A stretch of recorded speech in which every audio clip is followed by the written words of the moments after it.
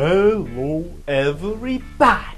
Welcome to a new, all fresh weapon of the week. That was a terrible intro. That did not go the way I wanted it at all. Anyway, weapon of the week may not be the correct title for this series anymore because, let's face it, it has been like 3 or 4 months since I last made one of these. However, I'm bringing them back in some form at least. Starting with my favorite weapon, the Wrecking Ball. Wrecking Ball is a charge pole sniper, and what is so freakishly awesome about this charge pole sniper is that it one-hit KOs on a body shot when fully charged, that is. And it brings me back in like...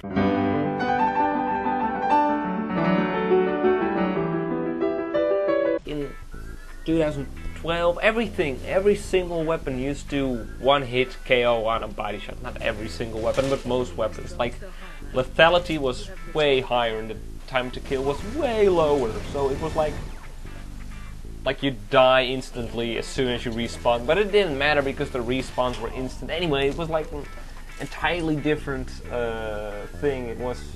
You can still find some videos of it on YouTube, of the old Loadout. Anyway, things got... lethality got lowered and things got nerfed, and we are where we are now with this. Is one of the few weapons that still one-hit KOs on a body shot, and I am loving it. It looks awesome, its sound is awesome, like the intimidating charge sound. I do wish for this weapon to have more of a cannon sound, like a medieval cannon or something, so it would actually be like a cannonball or something. But you know, those are just minor things, because overall this weapon is highly amusing, and yeah, well, that's it basically. That's what we're playing this game for amusement, and this weapon sure as hell is highly amusing. So let's get right to the weapon build, I'd say. Now, what is this weapon all about? It's all about one-hit KOing people. So we use the max damage combination. That's for a body shot, that is, because we're going for a one-hit KO body shot. Keep that in mind. Sniper barrel has the highest body shot damage.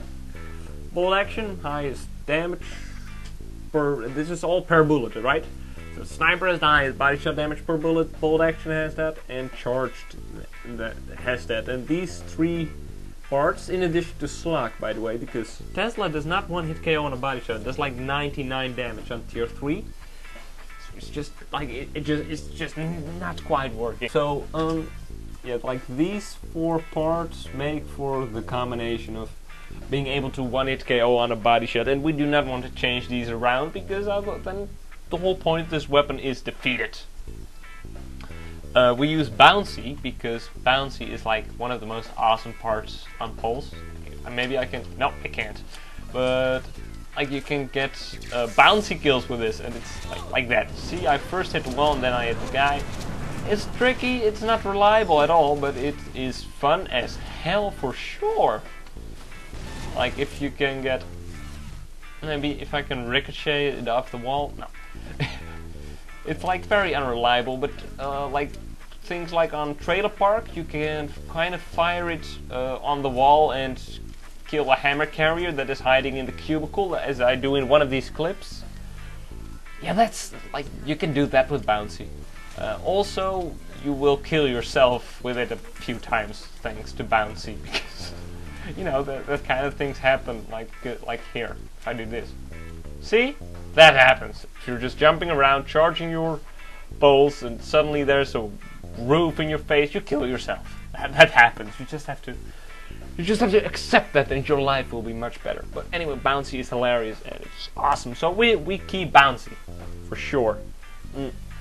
Then we go to the stock.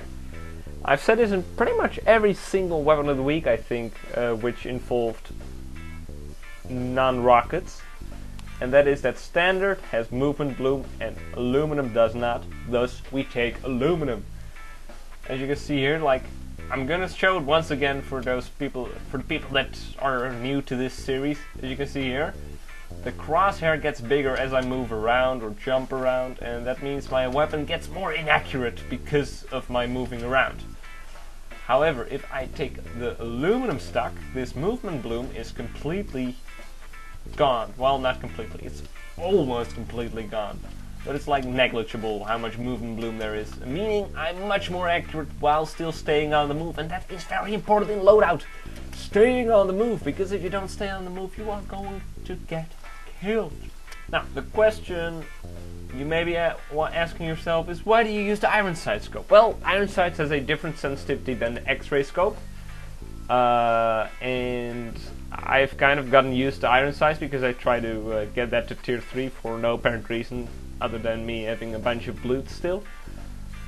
So yeah, I wanted to get iron sights tier 3, and I got used to iron sights, but X-ray is generally better. So if you're just starting out with this weapon, take X-ray. It's better because you can surprise the enemy that comes up behind the wall, and you can already start tracking him and charging up your pulse sniper, and as soon as he sticks his ugly face around the corner, you can release the wrecking ball on his body, and he will be shattered in 1,000 pieces of agony and pain. I came in like a wrecking ball. I never hit so hard in love. All I wanted was to break your walls. All you ever did was wreck me. Yeah, you wrecked me. Now you may be wondering, why don't you use laser guns on this weapon? And that is a very simple reason. Well, first of all, it's not a strange thought. I mean, it makes sense. Laser guns means like on longer ranges you can you don't have to lead as your target as much as you otherwise would. But the reason for it is very simple. It's because laser guns has a damage penalty. Let's get that started. Okay, so if you just use laser guns, then you're not going to be one-hit KOing people anymore with a body shot, or at least not as consistent. And so you need to switch to slow pulse, which means you still have to lead like a lot. You can't reload while being scoped in on laser guns. At least that's kind of the idea. It does not work 100% consistent, but that's on the side. The most important thing is that with the aluminum stock, we're going to have a major kickback. And imagine, so if I fire my weapon and it kicks back, normally that wouldn't matter because, like, if I use iron sights, that wouldn't matter because the bullet's already out of the barrel. I can't do anything to make it move or something. So, like, the kickback on a sniper barrel usually doesn't matter, except when you use laser guns, because then with the laser guns, you have to keep that laser pointed at your target, otherwise you will actually guide the ball away from your target. Now that's what happens when you use aluminum with the sniper stock combined with laser guns. So in order to reduce that kickback, you want to use shock absorbing. Now that's very usable to use laser guns with shock absorbing stock. And the sniper barrel, that means a little kickback, but the shock absorbing also has a damage penalty, and even with slow pulse you can't compensate for that. Point being, I think the aluminum stock plus the laser gun plus the iron sights is the best combination. Because the accuracy really isn't bad without laser guns. Look at this, it's almost 90% accuracy. That's better than most weapons, and it's, keep in mind, this is with iron sights, so it's really quite accurate. It just requires some leading, which is a given on the pulse chassis. You have to lead your target, but it's really not that bad because the projectile really is quite fast. As you can see here, it's quite fast. So yeah, that's why we use the combination we do. Now, do I have any tips for this weapon, like when you are trying it out? As a matter of fact, I do. You always want to be, like, if you are on the run, if you just spawn, this is something I do automatically now, but it's like, you want to hold your weapon, and as soon as you are close to you know, as soon as it's close to automatically releasing, which happens after a second or so, I think, you quickly switch to your secondary weapon and you switch back and you rinse and repeat that process. That way, if an enemy suddenly shows his face, you are ready to blast the wrecking ball into him. And you don't have to start charging from scratch, so to say.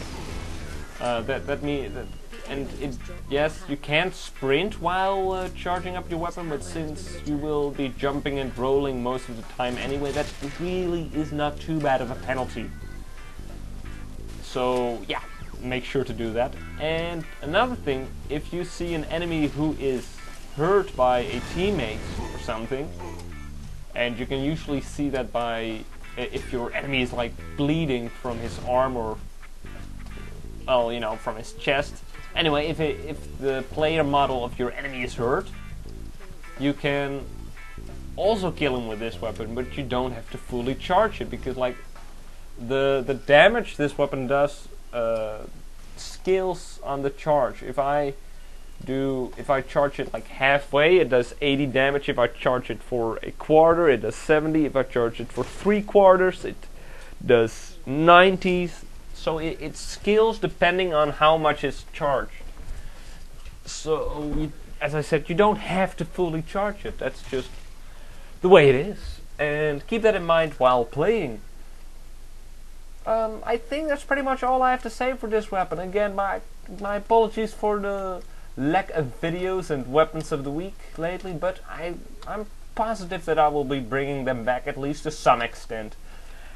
And I hope to see you guys next time. Goodbye.